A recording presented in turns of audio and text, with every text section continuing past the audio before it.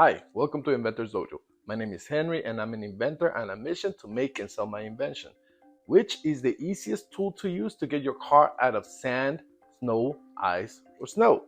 If this is your first time in the channel, welcome and I hope you enjoy the videos. Also, please consider subscribing so you can get updates on what is happening with my invention. As you may have noticed, I have moved my video making endeavors, but it wasn't by choice. I actually got kicked out of the kitchen because I was making too much of a mess. So I had to makeshift something in the garage. And here we are.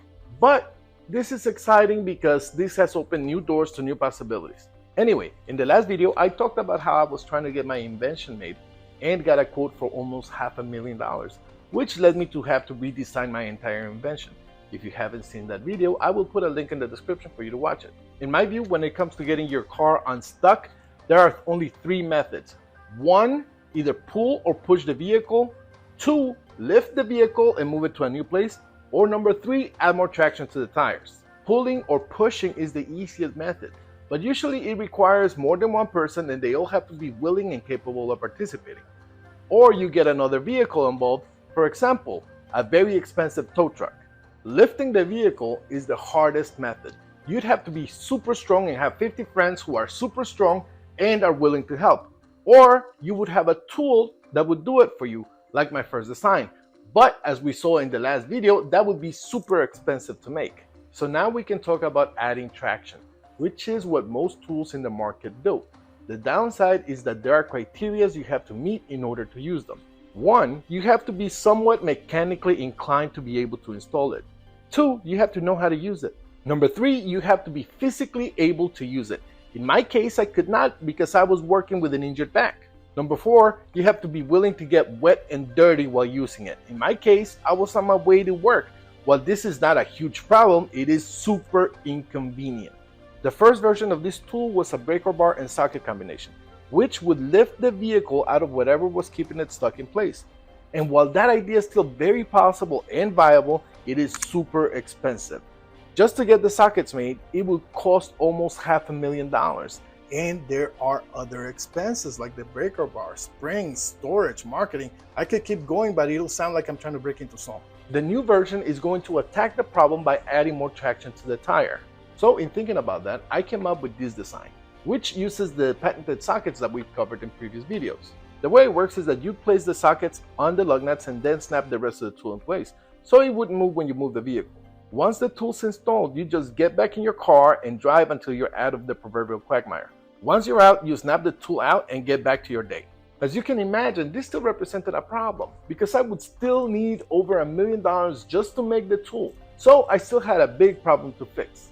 At this point, normally I would just move on to the testing phase. But even if I did and everything worked perfectly fine, I would be stuck trying to find money to have it made.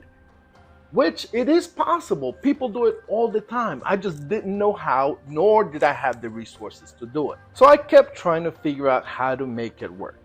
In reality, I only had two options. Either get stuck looking for funding or find a way to make it work in the design. So I chose the path of least resistance, which was change my design. After a few days of trying to come up with a solution, I came up with this new design. The concept is the exact same, with the exception that I removed the lock-in sockets and replaced it with tubes. Since these are tubes, they don't need a specific position to get into place, so instead of snapping anything into place, the whole tool just goes into place very easily. With that simple change, I freed myself of my $1 million problem. But did I really? In reality, I simply replaced a huge problem with a slightly smaller one. The problem is that my original patent only covers the locking sockets.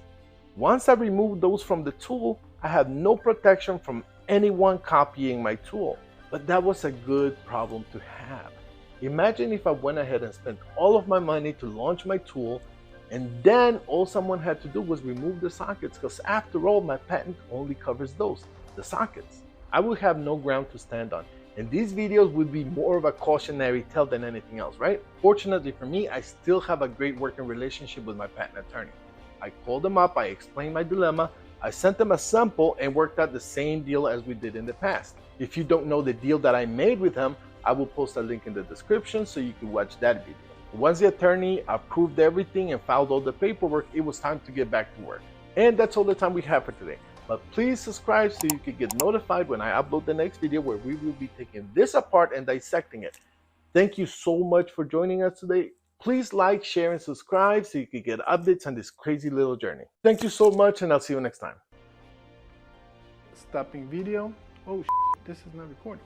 Ah, you mother. And this is gonna suck if I have to redo this whole